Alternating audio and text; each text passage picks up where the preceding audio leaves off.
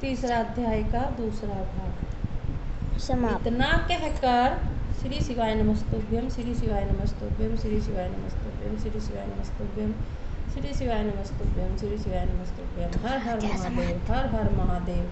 हे मेरे भोलेनाथ, मुझे आशीर्वाद देना। अगर मुझे शिव महापुराण पढ़ते हुए कोई त्रुटि हो जाए तो मुझे क्षमा करना।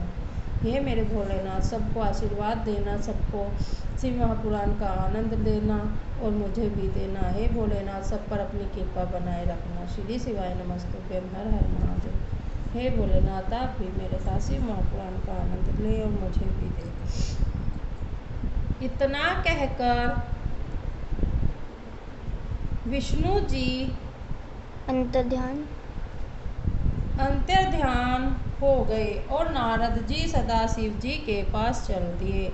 मार्ग में वे दोनों गण मिले और वे भी नारद के चरणों में गिरकर क्षमा याचना करते हुए बोले, हे ऋषिराज, हम ब्राह्मण नहीं अपितु सदाशिव के गण हैं। हमने आपका बड़ा अपमान किया है, इसलिए हमें अपना दास समझकर कृपा करें, क्योंकि हम अपने कर्मों का फल प्राप्त कर चुके हैं। नारद जी ने यह सुनकर खेद प्रकट करते हुए कहा, मेरी बुद्धि भ्रष्ट हो गई थी। सदाशिव की माया अपार है। मैंने जो कुछ कहा, हे शिवगणों, वह होकर ही रहेगा। परंतु मैं तुम्हें यह वर देता हूँ कि तुम दोनों भाई मुनि के वीर्य एवं राक्षसी के गर्भ से उत्पन्न होंगे तथा बहुत प्रतापी होंगे। संपूर्ण सृष्टि पर विजय प्राप्त करोगे तथा अनेक प्रकार के भोगों को भोग कर भी सदाशिव की भक्ति में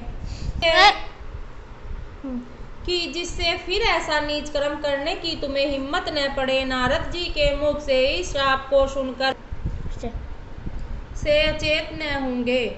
अंत में वानर और मनुष्य द्वारा तुम मुक्ति प्राप्त करोगे। इतना कहकर नारद जी पहले सदाशिव के पास तथा फिर ब्रह्मा के पास गए और वहां दोनों हाथ जोड़ स्तुति करते हुए बोले, हे पिता, आपने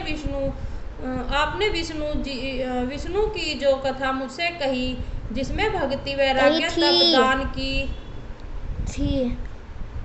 की रीति एवं तीर्थ आदि का वर्णन है, वह तो मैंने सुनी, परंतु मैं सदाशिव जी की भक्ति से अभी अनभिज्ञ हूँ।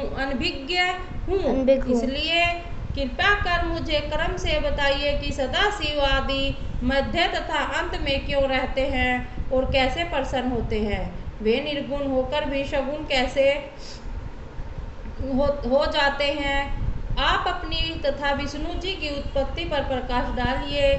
शिव और पार्वती जी के जितने भी चरित्र हों, कृपा करके उन पर भी प्रकाश डालिए, जिससे मुझे और आपको भी प्रसन्नता प्राप्त हो।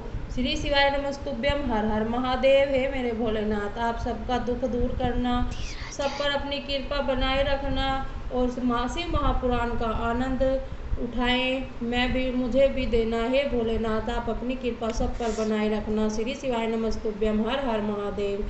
श्री शिवाय नमस्तुभ्यम, हर हर महादेव।